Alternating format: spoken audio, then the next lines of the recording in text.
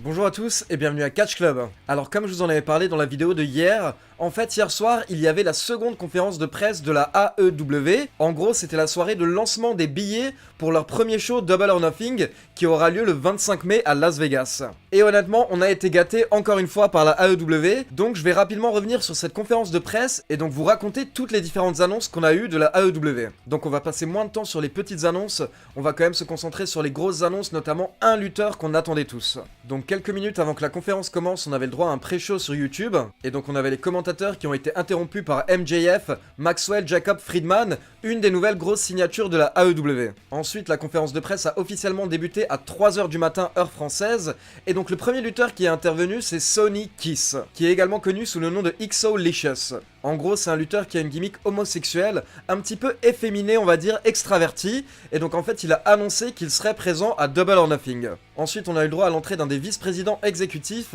Cody Rhodes, bien sûr acclamé par la foule. Et donc Cody était là pour parler des partenariats. D'abord, il a mis en avant le premier partenariat qu'avait conclu la AEW avec une fédération chinoise qui s'appelle la OWE. Puis il enchaîne en annonçant le second partenariat de la AEW, et on peut dire que c'est un partenariat majeur. La AEW s'associe à la AAA, l'une des deux plus grosses fédérations mexicaines. Et donc en fait, on avait eu le droit à cette annonce dès 2h du matin, donc 1 heure avant la conférence, sur les réseaux sociaux. On a eu le droit à une petite vidéo du président de la AAA qui expliquait justement donc qu'il y avait maintenant une entente entre la AEW et la AAA, et donc il y aura des échanges de talents entre les deux fédérations et plein de grosses surprises à venir. Donc gros partenariat pour la AEW, là on parle quand même d'une des principales fédérations de catch au monde. La AAA est vraiment très connue, d'ailleurs elle est même diffusée en France sur Game One, et donc très rapidement en fait quelles pourraient être les répercussions de cette alliance. Donc comme je vous l'ai expliqué, en fait il y a deux fédérations de catch majeures au Mexique, la CMLL et la AAA. Et en fait la New Japan et la Ring of Honor qui travaillent ensemble sont en partenariat avec la CMLL. Du coup malheureusement, logiquement, ça éloignerait la AEW de la New Japan. Et à côté de ça par contre, la AAA a déjà une entente avec une fédération aux États-Unis, Impact Wrestling. Donc il faut voir maintenant ce qui va se passer entre la AAA et Impact. Est-ce que la AAA va devoir choisir entre Impact et la AEW? Et donc ensuite Cody a lancé la prévente des billets pour le show Double or Nothing. Comme je vous l'ai dit, c'est le premier show de la AEW qui aura lieu le 25 mai. Et donc justement en parlant du partenariat avec la AAA, Cody nous présente le champion Cruiserweight de la AAA, Sammy Guevara. Et donc Sammy Guevara nous fait un speech très rapide où il explique qu'il va être la star du show Double or Nothing. Maintenant on a le droit à Hangman Adam Page qui fait son entrée, et donc il a parlé de son désir d'être le premier champion du monde de la AEW. Il a dit qu'il sait qu'il s'est fait interrompre la dernière fois par Pac. Donc Pac, pour info pour ceux qui ne sont pas au courant, c'est le nom de Neville en dehors de la WWE. Mais Page dit qu'il sait que ce soir Neville n'est pas là. Mais à ce moment-là, en fait, il se fait interrompre par une vidéo de Neville sur les écrans. Et donc Neville nous a fait un petit speech de heel, de méchant, vraiment très convaincant. C'est fou, mais je trouve que Neville est vraiment très classe en fait dans ce perso de méchant heel. Et c'est incroyable en fait que la WWE ne l'ait pas mieux utilisé. Et donc Neville challenge plus ou moins Adam Page pour Double or Nothing, et il lui donne rendez-vous le 25 mai. Et donc le match est officiel, le 25 mai, on aura le droit à Adam Page contre Pac. Ensuite, ce sont les deux autres vice-présidents exécutifs, les Young Bucks, qui font leur entrée. Et en fait, les Bucks étaient là pour parler de la division par équipe. Et il dit que malheureusement, en fait, c'est un art perdu, le catch par équipe.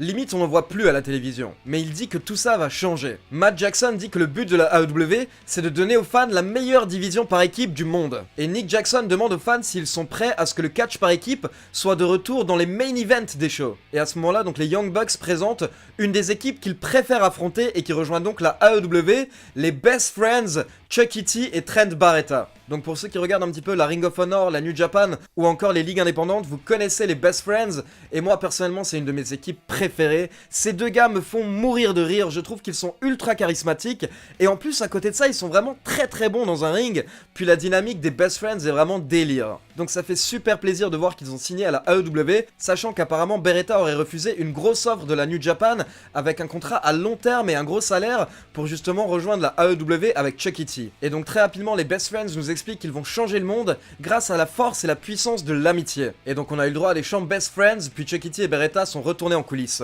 À ce moment-là, les Young Bucks sont retournés sur la scène, mais ils se sont fait interrompre par deux des meilleurs catcheurs au monde et une des meilleures équipes de la planète actuellement, les Lucha Bros, Pentagon et Phoenix. Donc pour ceux qui n'ont pas suivi, en fait il y a quelques semaines, les Young Bucks étaient un show indépendant où il y avait justement Pentagon et Phoenix. Et en fait ils les avaient rejoints dans le ring et ils les avaient appelés la seconde meilleure équipe du monde. Et il leur avait dit qu'ils étaient le bienvenu à la AEW s'ils souhaitaient les affronter. Et donc clairement les Lucha Bros ont accepté l'invitation, donc ils débarquent sur scène, et à ce moment-là Phoenix met un super kick à Nick Jackson, et pendant ce temps Pentagon porte le Penta Driver sur Matt Jackson directement sur le sol de la plateforme. Et donc Phoenix prend le micro et il dit qu'il a été offensé quand on l'a traité de seconde meilleure équipe du monde. Il dit aux fans de la AEW de se préparer pour les Lucha Brothers, et il termine en disant qu'ils sont la meilleure équipe de l'univers. Et Pentagon ajoute quelques mots en espagnol pour conclure. Donc voilà, c'est officiel, les Lucha Bros rejoignent la AEW, et honnêtement, d'après ce qu'on a vu et les premières rumeurs, on pourrait avoir le droit aux Young Bucks contre les Lucha Bros en main event de Double or Nothing. Ensuite, on a Brandi Rhodes qui a fait son entrée pour faire quelques annonces par rapport à la division féminine.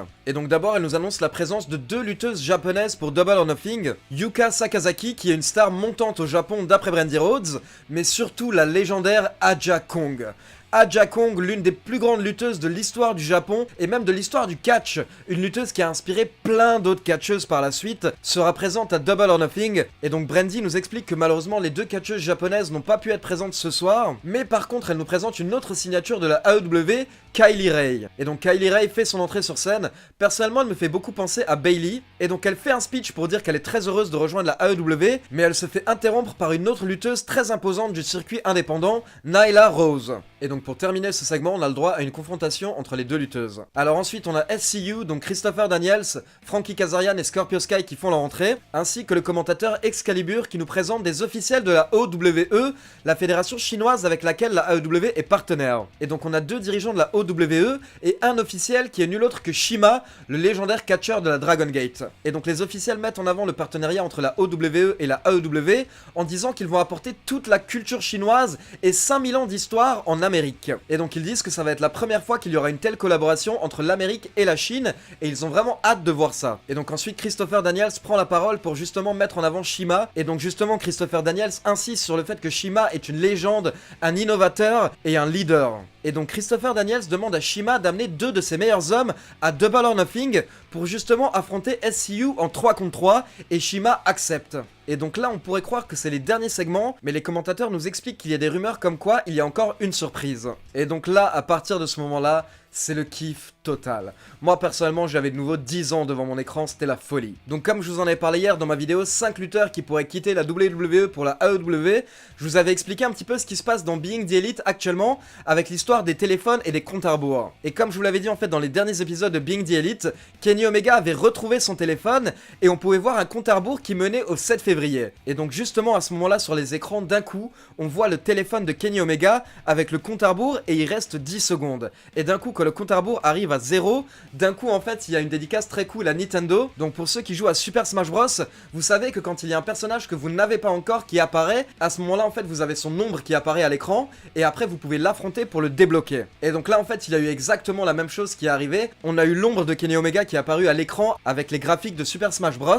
Et donc là on a eu une des musiques de The Elite qui a commencé et Kenny Omega a fait son entrée sous les acclamations de la foule. Franchement, même moi, devant l'écran, j'ai popé, tellement j'étais heureux de voir ça en fait. Ça fait des mois que je vous le dis que ça allait arriver. Personnellement, je le savais parce que ça ne faisait aucun doute en fait. Kenny Omega l'avait dit lui-même, tous les membres de The Elite l'avaient dit eux-mêmes. Je vous renvoie encore une fois sur le podcast de Chris Jericho qui avait eu lieu lors du Jericho Cruise il y a 3-4 mois, où tous les membres de The Elite étaient présents et ils avaient annoncé clairement qu'ils resteraient ensemble quoi qu'il arrive. Là, honnêtement, il suffisait de suivre les news et de regarder la série des Young Bucks Being the Elite pour comprendre ce qui allait se passer. Par contre, la seule chose qui était dommage en fait lors de l'entrée de Kenny Omega, c'est qu'il n'avait pas son thème d'entrée habituel de la New Japan, parce que je suppose que cette musique appartient à la New Japan, donc ils ne l'ont pas laissé l'utiliser. Et c'est là que tu vois en fait à quel point la musique d'entrée joue, parce que du coup en fait si tu reconnais la musique d'entrée tout de suite, ça crée une pop. Et donc Kenny Omega est monté sur scène et il s'est d'abord excusé auprès des fans pour avoir mis autant de temps pour officialiser sa signature à la AEW. Mais il explique que parfois du côté légal les choses sont compliquées, et donc il nous confirme en fait qu'il a signé son contrat avec la AEW le jour même, donc le 7 février, et donc il annonce officiellement qu'il fait maintenant partie du roster de la AEW à temps plein. Et donc Kenny Omega nous a fait un petit speech sur ces derniers mois. Il est revenu sur la création de The Elite, donc à la base The Elite c'est Kenny Omega et les Young Bucks. Et il dit que leur but c'était de changer le monde du catch. Il explique qu'ils ont tout fait pour changer le monde du catch et qu'en fait leur voyage au Japon c'est terminé, mais que maintenant tout ça va continuer aux États-Unis à la AEW. Puis il dit que beaucoup de fans lui ont demandé qu'est-ce que ça veut dire que de vouloir changer le monde du catch. Et Omega dit qu'il ne peut pas l'expliquer vraiment avec des mots. Mais il dit que c'est quelque chose qu'il a toujours ressenti dans son cœur en fait. Il dit qu'il a vu les fans sentir la même chose l'année dernière lors du show All In qui avait été organisé par les Young Bucks et Cody Rhodes. Et en fait lors de ce show, Kenny Omega s'est demandé pourquoi est-ce que ça ne pourrait pas être tout le temps comme ça. Et donc il dit, eh bah devinez quoi, maintenant c'est possible. Il dit que maintenant lui et tous les membres de la AEW vont enfin pouvoir montrer comment ils vont changer le monde. Et donc quand je vous parlais de l'importance des thèmes d'entrée et du fait de reconnaître la musique, là à ce moment là en fait il y a une musique qui a retenti et on l'a tous reconnu pour ceux qui regardent la New Japan, c'est le nouveau thème d'entrée de Chris Jericho. Et honnêtement à partir de ce moment là c'était fou, c'était tellement tendu en fait, il y avait tellement d'électricité dans l'air, j'ai adoré ce segment. Et donc on voit Chris Jericho qui fait son entrée, grosse réaction de la part de la foule, vraiment. Pour ceux qui ne sont pas au courant en fait Chris Jericho et Kenny Omega avaient une rivalité magnifique, légendaire, il y a un an du côté de la New Japan. Mais en fait il n'y avait eu qu'un match entre eux lors de Wrestle Kingdom l'année dernière, un match qui était mythique d'ailleurs, et depuis en fait ils se sont recroisés très rarement, mais à chaque fois c'était super tendu. D'abord Chris Jericho était intervenu l'année dernière lors du show All In, il s'était déguisé en Pentagon et il avait attaqué Kenny Omega. Puis par la suite en fait les deux s'étaient croisés à nouveau une fois dans un ring, c'était lors de la Jericho Cruise dans un match 3 contre 3 entre Chris Jericho et les Young Bucks contre Kenny Omega, Cody et Marty Scurll. Et justement quand les deux avaient été dans le ring, tu pouvais sentir en fait que les fans attendaient de revoir ça et que ça allait mener forcément de nouveau à un match retour un jour ou l'autre. Et donc Chris Jericho marche tout doucement vers la scène, il monte sur scène et tout de suite il confronte Kenny Omega. Et donc les deux commencent à se prendre la tête et à s'insulter, Chris Jericho pointe Kenny Omega et Kenny Omega repousse Chris Jericho, et à ce moment là Chris Jericho baffe Kenny Omega et donc les deux commencent à se battre et tous les officiels de la AEW interviennent pour les séparer, la foule était en délire, ils gueulaient holy shit, holy shit. Franchement, c'était génial comme segment, une bonne vieille confrontation old school comme on adore. Et pour tous les fans qui suivent cette rivalité depuis un an, depuis qu'elle avait débuté à la New Japan, qu'elle avait continué à All In et au Jericho Cruise, je veux dire c'est tout ce qu'on attendait. Donc voilà, maintenant c'est lancé, comme je vous l'ai dit, Kenny Omega et Chris Jericho ont commencé à se battre sur scène, ils ont dû être séparés par une dizaine d'officiels, et donc Chris Jericho était vraiment très énervé, il insultait Kenny Omega, et il a dit vas-y tu vas voir, essaye de changer le monde pour voir. Et donc pour terminer, Kenny Omega s'est calmé, et il a dit que ça fait 2 mois qu'il attend de pouvoir à nouveau prononcer sa catchphrase, et donc il termine avec son fameux goodbye and good night. Bang! Donc voilà, personnellement j'ai envie de dire encore une très bonne conférence de presse de la part de la AEW. On a eu le droit à de bonnes annonces, franchement le roster qui grandit de plus en plus. Et donc voilà, moi tout ce que j'ai à dire c'est que j'ai hâte de voir la suite. Mais c'est maintenant que ça va devenir justement de plus en plus compliqué. Parce que comme je vous l'ai dit en fait, pour ceux qui étaient au courant, Kenny Omega en fait ça ne faisait aucun doute qu'il allait débarquer à la AEW. Mais maintenant en fait, et surtout du côté du main event, quelle va être la suite? Parce que le problème de la AEW ça ne va pas être les cruiserweight ou la division par équipe, ça va être le fait de builder et créer des main eventers, des superstars. Actuellement, réellement, ils ont seulement Chris Jericho. Kenny Omega est clairement un main eventer, ça y a aucun doute. Maintenant, par contre, le terme superstar, je pense pas que ça peut s'appliquer à Kenny Omega, parce que malgré tout, en fait, ça reste qu'une superstar au Japon. Les catcheurs comme Kenny Omega et les Young Bucks n'ont clairement pas la même notoriété que les catcheurs WWE. Donc justement, maintenant, ça va être ça ce qui est compliqué, c'est de pouvoir builder la notoriété de gars comme Kenny Omega, les Young Bucks, rappeler à tout le monde qui est Cody Rhodes pour ceux qui ne l'ont plus suivi depuis la WWE, et aussi faire passer d'autres superstars petit à petit en main eventer AEW. Directement, je pense forcément à Pentagon. Pentagon, forcément, au bout d'un moment, il faudra qu'il soit main eventer en solo. Donc voilà, n'hésitez pas à me dire ce que vous avez pensé de cette conférence de presse de la AEW dans les commentaires. Est-ce que vous êtes content de voir Kenny Omega à la AEW? Comme d'habitude, n'oubliez pas de liker la vidéo, de vous abonner à la chaîne et de cliquer sur la petite cloche pour être informé de la sortie des prochaines vidéos. On se retrouve ce week-end. Ciao tout le monde!